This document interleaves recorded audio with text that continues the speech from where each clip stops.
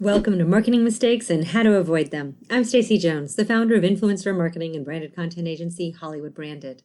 This podcast provides brand marketers a learning platform for top experts to share their insights and knowledge on topics which make a direct impact on your business today. While it is impossible to be well versed on every topic and strategy that can improve bottom line results, my goal is to help you avoid making costly mistakes of time, energy, or money, whether you are doing a DIY approach or hiring an expert to help.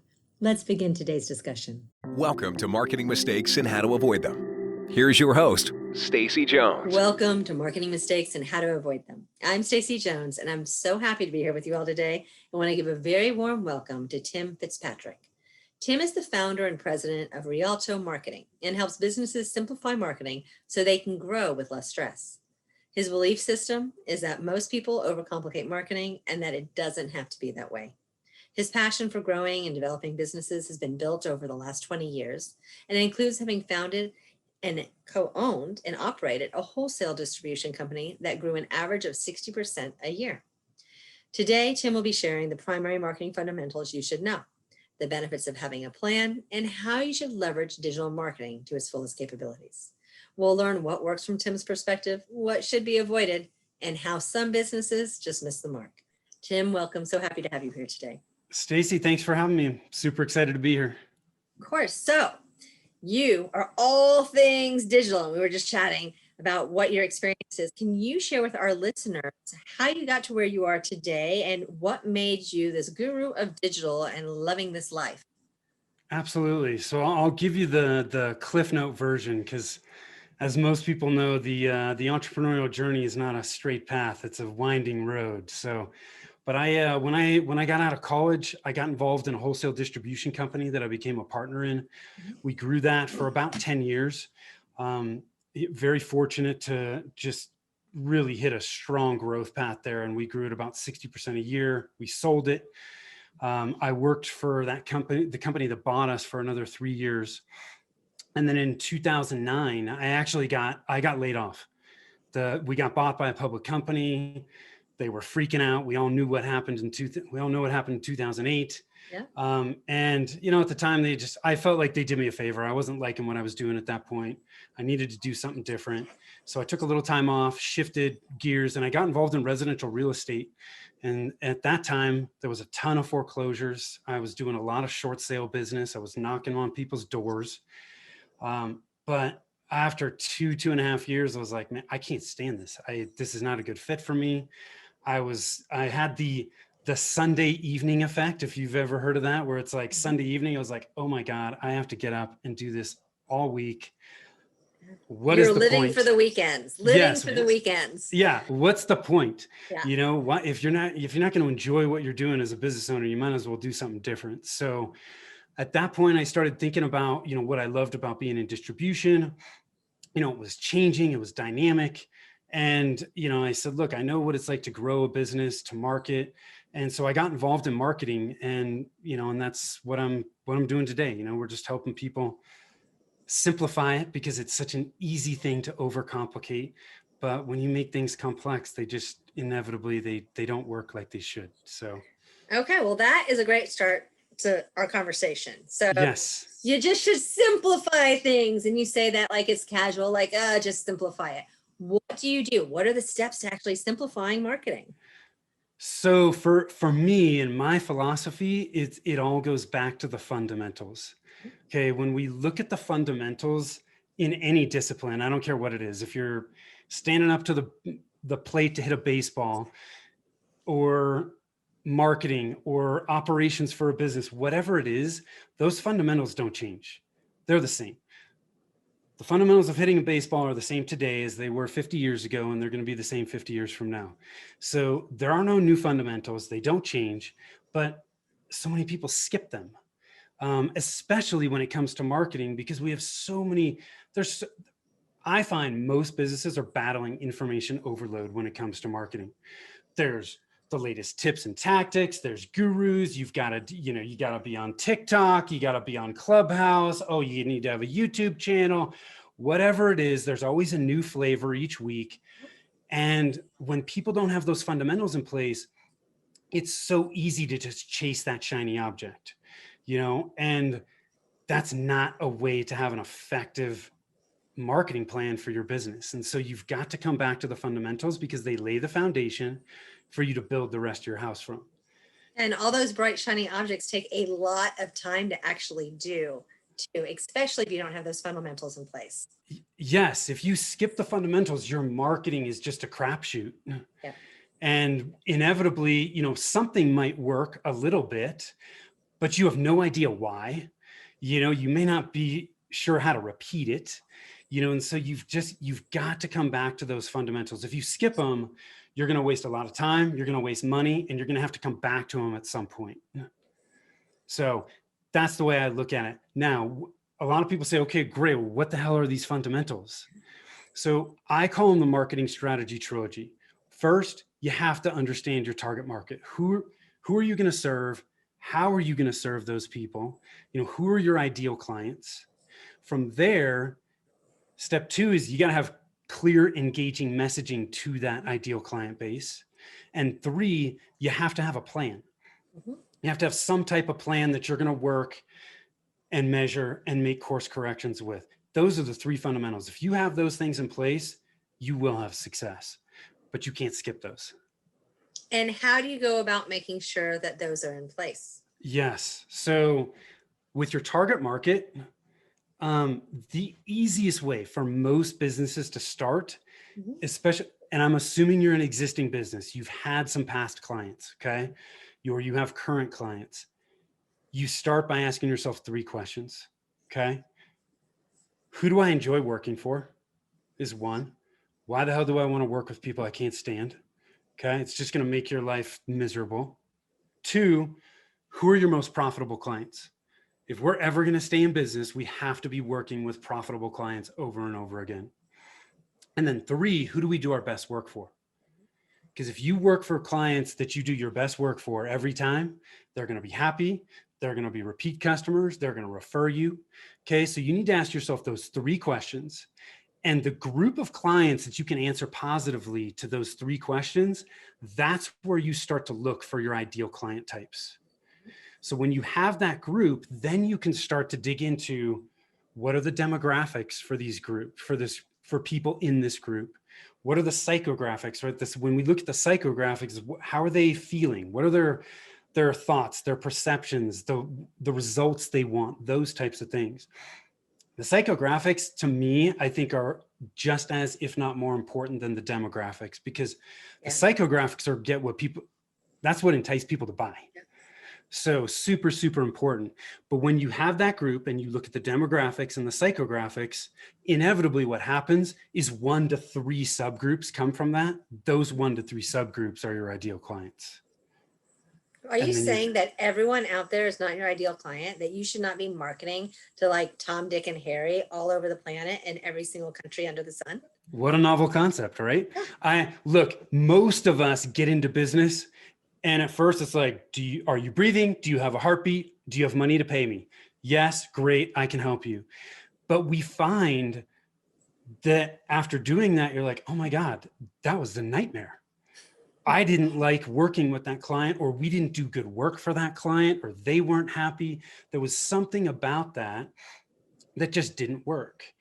The other problem with just trying to serve everyone is you can't possibly target everyone and reach everyone.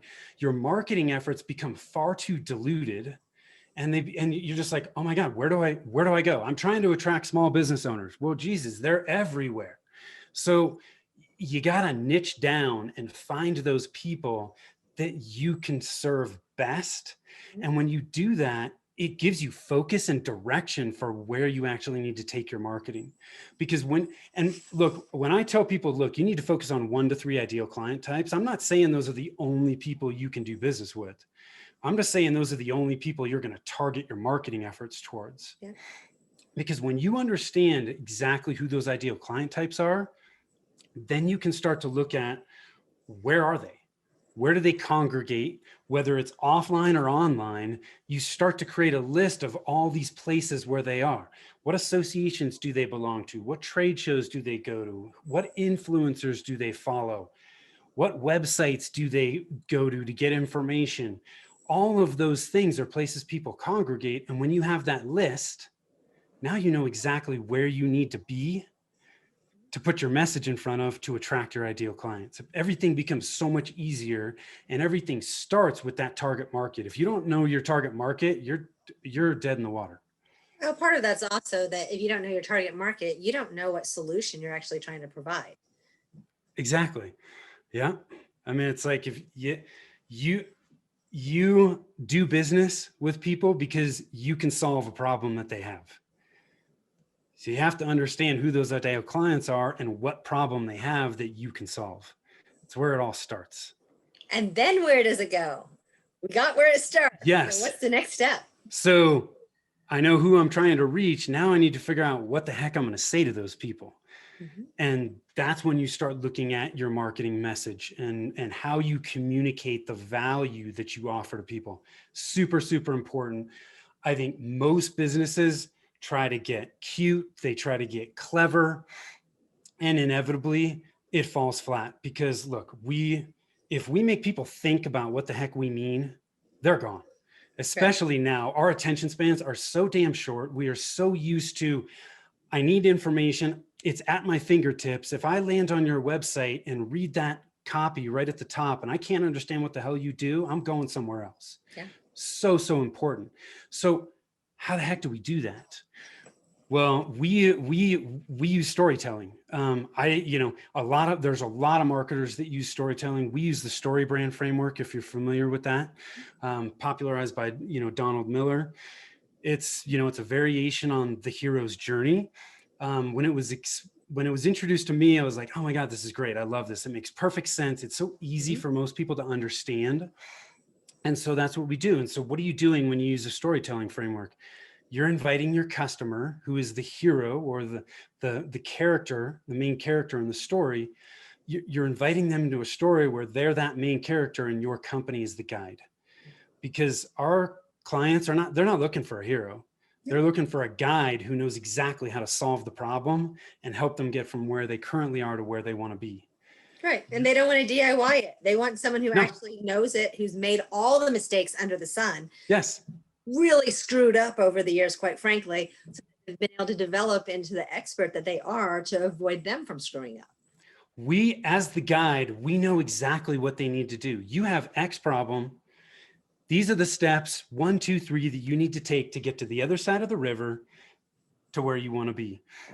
Guides have credibility, they have authority, they're trusted, and they can express empathy, right? I understand exactly what it's like to be battling information overload when it comes to your marketing.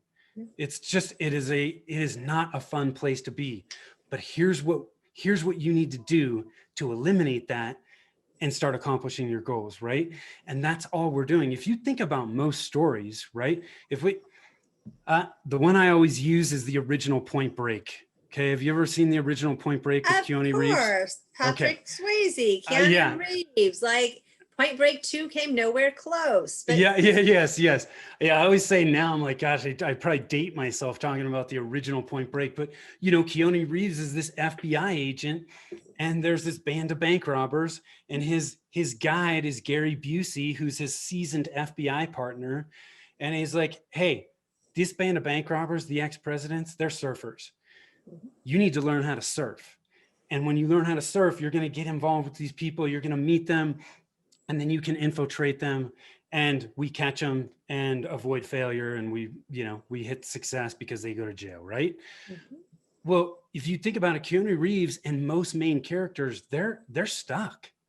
They're actually fairly weak characters because they're like, I got this problem. I have no idea what the hell to do. I'm just standing here wondering what to do. I don't know how to get to where I want to be. And the guide steps in and says, I know exactly what you need to do. And here's what it is. So that's why we want to use storytelling to position ourselves as the guide. And when you use frameworks, like a storytelling framework, it allows you to go back to that framework when you need to create messaging. You're not reinventing the wheel every time. You're going back to the framework and you're pulling pieces from it to create whatever message it is, whether it's an email or an ad or a social post. you have to be consistent with your marketing message. And it makes it it does, so, it also makes it so much easier than yes, trying to build each little piece like in your head. Like that's impossible. Like you're yep, redoing and redoing and reinventing the wheel every time versus repurposing. yes. You can't reinvent the wheel each time. Go back to the framework, pull the elements you need. It's like Lincoln Logs. You just pull the Yeah. pieces, put it together, Copy and then paste. away you go. But that consistency is what the consistency is one, and being clear is the other part of it. But if you're saying different things each and every time somebody hears from you, it's never going to register. Mhm. You know, they're going to be wondering like, well, gosh, last time I heard this person saying something, they were talking about this. Now they're talking about this. What is it? You're confusing people, you know? And Donald Miller always talks about, well, when you confuse people, you lose them because we're impatient. Yeah. You make me take too much brain power. I'm moving on. Yeah. So that's how you create clear, engaging messaging. And then what? Because, you know, we've gotten pretty much to step 2. So what is the Yes. next step? Then you gotta have a plan, right? Your plan is going to outline what you need to focus on and the action steps you need to take. Mhm. And that's where, you know, a lot of businesses don't have a marketing plan. You know, like I said, they're throwing spaghetti up against a wall, hoping it sticks. So we've got to have a plan. Now, from a planning perspective, again, I like to keep things simple. A year ago, if you would have spent thousands of dollars on a 1-year marketing plan that's 15, 20 pages, you would have burned it come March, right? You know, or at the very least, it would have, you know, gone on the top of a shelf and started gathering dust. When you had to learn how to invent your business as a virtual one. Yes. Yes. Some had to reinvent a lot more than Yeah. others, right? But we all had to make certain shifts. Mhm. So the way I look at marketing planning is in 90-day sprints. Our businesses are evolving quickly. Our marketing needs to evolve with it. 90 days is long enough to start seeing things take hold, but it's not, but it's short enough for us to start looking at it and going, okay, we need to make course corrections. And so you can adjust and then you just wash, rinse, and repeat. It's every 90 days. But it's not a 15-page plan, okay? If you're long-winded, this is a 2-page plan, okay? I use it, honestly, for my business and our clients. It's a Google Sheet, okay? And there's 6 sections in this sheet. 1 goes back to that fundamental of your target market. I want to see at least a minimum of just a paragraph of who are those 1 to 3 ideal clients. Ideal client 1, put down 4 to 6 sentences about who the heck they are. Okay. That's a reminder for you of who you're trying to reach. Step 2 is, what's my goal? It needs to be specific, measurable. It's obviously going to be time bound because you're working in a 90-day plan. But for example, I intend to bring on 5 new clients in the next 90 days. Okay. That's specific. It's measurable. It's time bound. We got to have a goal, right? We need to know what we're shooting for. And usually that 90-day goal is something that is going to help you get closer to your 1-year goal or your 3-year goal, whatever that may be. The third section is, we got to understand what our budget is and what resources we have from a time perspective. Okay. We can't put everything in the kitchen sink in our marketing plan if you got $250 a month and 5 hours of your time each week, right? And if that's all you have, that's okay. There's not a right or a wrong here, but we have to know that what we have to work with, because that's going to determine what we put in our plan. Okay. Then in the 4th section, we have, what's our current marketing plan? And as we talked about, Stacy, I may not have a current marketing plan. That's okay. All we're doing here is trying to identify where we're starting from. My GPS can't tell me how to get to the airport until I tell it where I'm starting from. That's what we're doing here. We can't figure out what we need to do to get to where we want to be until we know where we're starting from. So when you look at your marketing plan and what you're currently doing, I look at 8 main marketing channels. Every tactic can be lumped into one of these channels. First is your fundamentals, your strategy. So your target market and your messaging. If you don't have that dialed in, that's where you need to start. Then you've got your website. You have your content, so blogging, podcasting, videos, whatever that may be. search engine optimization, right? Being found when people do searches in Google, social media, email marketing, paid advertising, so Google ads, Facebook ads, and then offline marketing. So that could be speaking, networking, referral partner relationships, direct mail. Those are all examples of offline. All I want you to do in this 4-step, just write down what you've done and what you continue to do. Then in the 5th step, now we're looking at what are we going to do in the next 90 days? And you're looking at those same 8 channels. Depending on what resources you have and how much money you have, you may only do one thing in the next 90 days. If I don't know my target market and my messaging, I may work on just that in the next 90 days, and that is okay. But when you have this outlined, now it eliminates that distraction. So that, you know, when some guru says next week that you got to be in Clubhouse and you got to be doing this, you can go back to your plan and go, you know what, this is not my plan. Maybe I'm going to put that on a next 90 days list because I don't want to forget about it. But it gives you the discipline to go, this is not in my plan. I am putting it out there. These are the things I need to focus on for the next 90 days.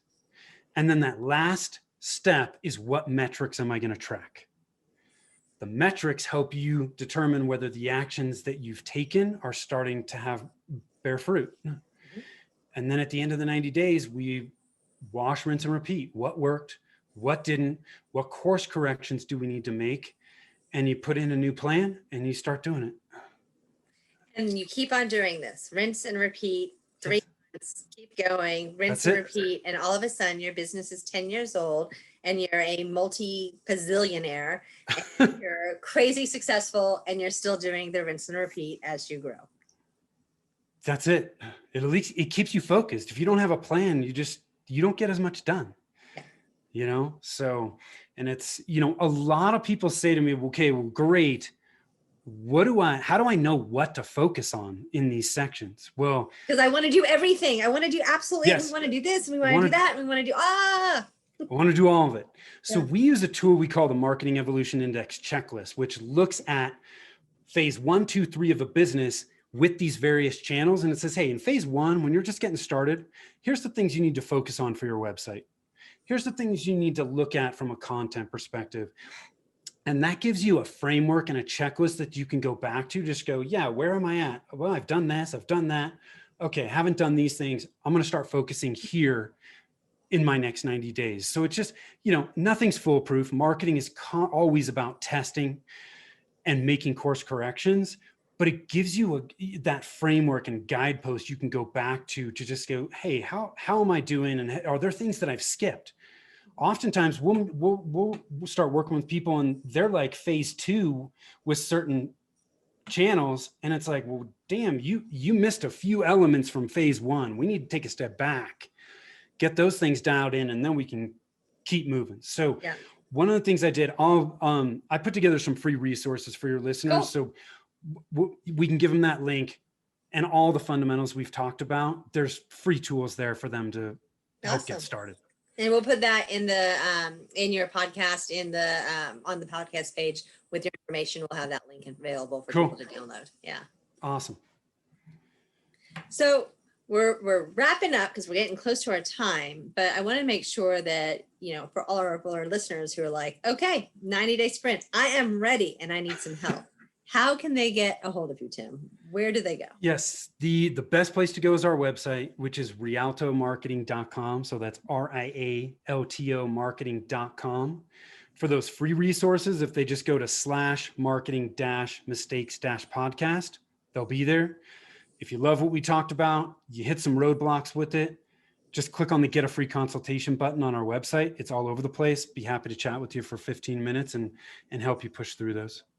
Let me see. And then what are the last few pieces of advice? Like if you had to say 3 leave behinds for our listeners today, what would those be?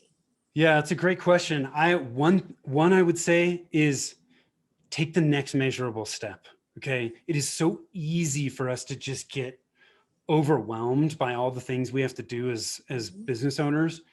If you focus on taking that next measurable step, that's going to get you one step closer, things just become so much easier. We're breaking them down into their simplest form.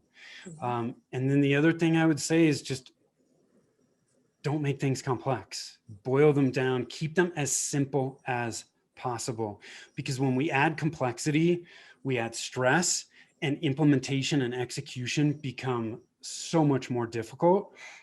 And when we add complexity, it also makes it a lot harder to troubleshoot. Okay. When we do run into roadblocks, we're like, well, where is the problem?